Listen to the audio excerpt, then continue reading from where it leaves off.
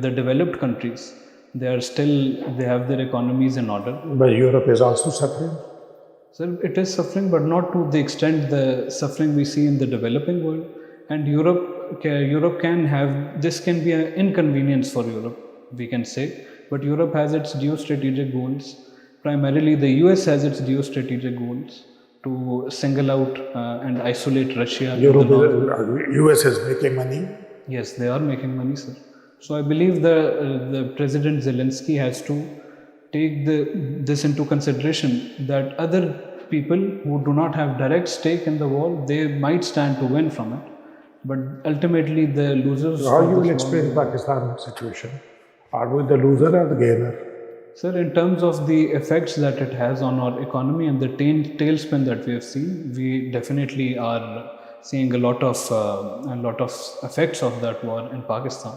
But Pakistan has had to tread a difficult balancing game, because Pakistan had good relations with Ukraine. We used to buy wheat from Ukraine as well. And Pakistan wanted good relations with Russia in the future. We were moving in that direction. So this Russia-Ukraine war thrust Pakistan into a very uncomfortable position on the international scene, because then we have to play out a difficult balancing game, as demonstrated by the recent vote on this UN resolution for the peace proposal by Ukraine, where we had to again abstain. And we could not abstain in categorical terms. We said that we agree with what has been said, but it has to take into consideration Russian grievances. We agree with the spirit, but not the substance of the resolution. So it's a very difficult balancing game in foreign policy for Pakistan. Give your career a boost with CSS preparation from Civil Services Preparatory School. Join CSS for on-campus and online classes. Join us for your bright future. Civil Services Preparatory School, Jeetan Markaz, Islamabad. Register now at 0316 570 1593. Talha, how do you see the future of democracy in Pakistan? Sir, I see the future of democracy in Pakistan, although in the short term it seems to be a bit dark, a bit imperiled.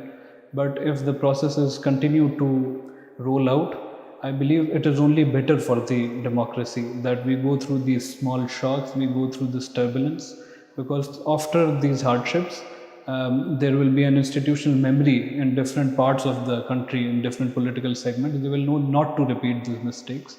And the process, if it survives this turbulence, it will only emerge out to be stronger. People are getting more involved in the process. The political culture is changing from a subject to more participatory political culture. So I believe these are all omens of good progress. And in the long run, we might see that this particular phase of difficulty led to great ease in the future. Thank you. God bless you. President Zelensky yesterday said that Ukraine will defeat Russia this year. Yes, sir. And he said it while German battle tanks were being handed over Yes, sir. to the Ukrainian army. Yes, sir. How do you see this for the peace of the world? Sir, for the peace of the world, the longer the war goes on, it is likelier that it might spill over, or there is a risk of the nuclear element of the war coming into play when Russia feels threatened to an extent that it has to use the nuclear option. We've already seen the suspension of New START. So for the world peace, it is not looking good. But I also feel that it is not good for the region at large, because Ukraine, currently it seems that the best option Ukraine, most realistic option has, to keep Russia to a stalemate where Russia cannot make fast offensive, the spring offensive that coming in, Russia cannot make fast gains. But it is highly unrealistic to expect that Ukraine will reverse all the gains that Russia has already made, or Ukraine will defeat Russia. And we have also to consider what will entail a defeat. Will it be an invasion of Russian mainland? Will it be an expulsion of Russian forces? Will it be Ukraine joining NATO and Russia being okay with it? So these are all unrealistic projections which I do not feel bode well for the world peace in the long run. Welcome to CSP's Academy for CSS PMS preparation. CSS PMS तहरीरी इम्तिहान के तमाम मज़ामीन की online और on campus तैयारी के साथ साथ subject selection, assignment checking, class test, mock exam, individual teacher discussion और फीडबैक सेशन का इनकाद किया जाएगा। इसके अलावा FPSC की तजवीज़ करदा बुक्स से बने मयारी नोट्स और CSP पब्लिशर की बेहतरीन बुक्स मुहैया की जाएंगी।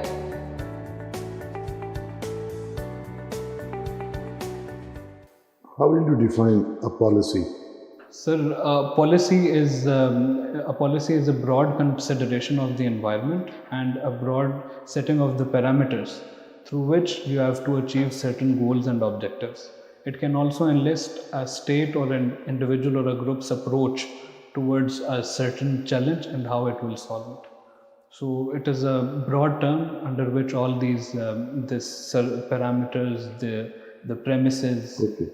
How are policies formulated and implemented? Sir, on a national level, policies are formulated with the input of different departments, in which bureaucracy has its input. They also take input of different stakeholders such as the civil society. Then a broad framework is agreed upon. It is presented to the legislators. The legislators argue over it, debate over it, and within the department there are revisions. And afterwards, when it is approved by the highest most executive authorities, it becomes policy. While on a departmental level or on an organizational level, it again goes through the different components of that department or that organization and has to have approval of the But why policies, executive. they are not fully implemented? They are left, you see, just in the middle. Sir, policies can be, to take this luxury of using this word, they can be considered to be wish lists of what you want to happen and what you project to happen. You can estimate what challenges you will face, but in reality, practical reality can always change. As the Murphy's law says, what can go wrong will always go wrong. So sometimes certain challenges that are not foreseen derail. Can you tell us about some of the administrative reforms proposed by Dr. Ishaq Hussain? He was heading that high-powered Yes, sir. committee for administrative reforms. Yes. So he proposed some reforms, and some of the reforms have been implemented also. Yes, sir. Some of the reforms that he proposed were that there has to be the service delivery has to be more people friendly and it has to be more efficient.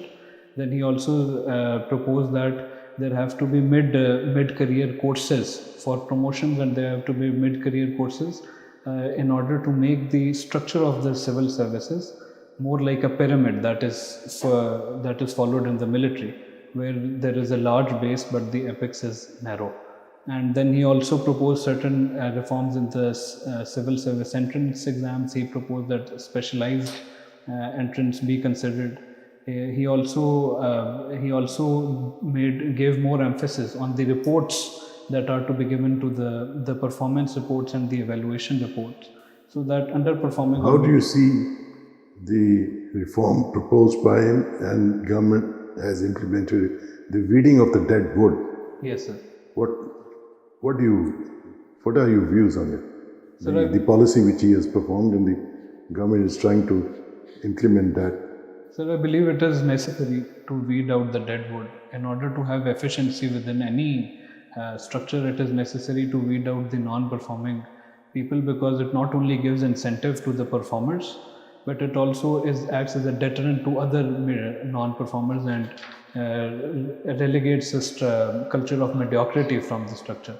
But I believe that the implementation has not been up to the mark yet, because we have not seen widespread change in the culture or in the approach with the. Okay, good.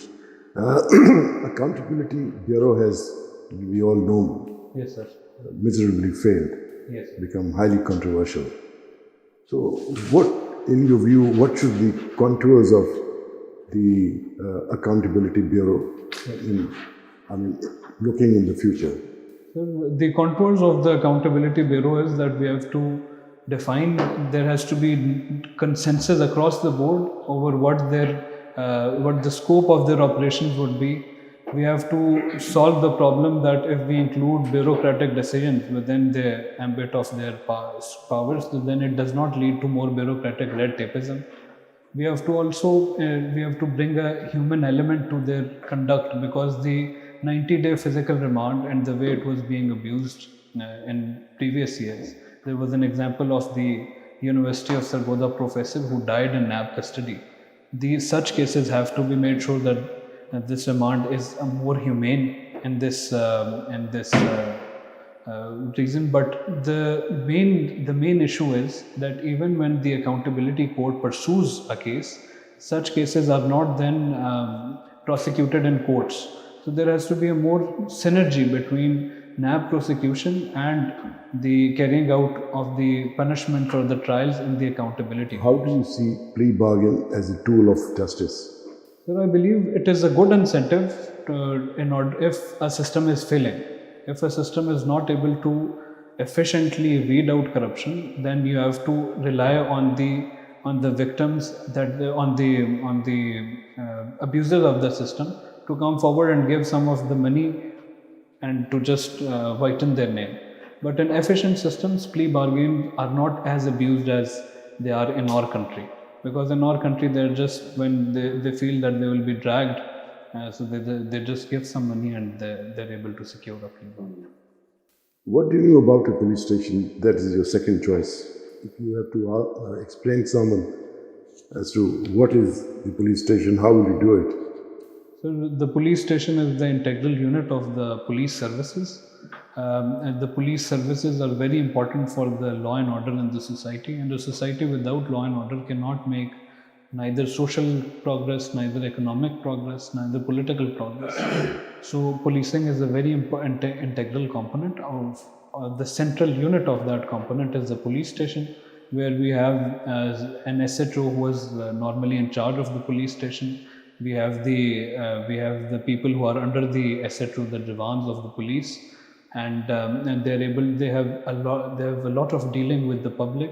They have to have efficient mechanisms of registering first information reports, and they also have many arbitrary powers that the system has to check that they are not abused for the harm of the general public. What do you know about Police Order 2002? Has it been implemented? So the Police Order 2002 was brought in by General Pervez Musharraf as a series of reforms.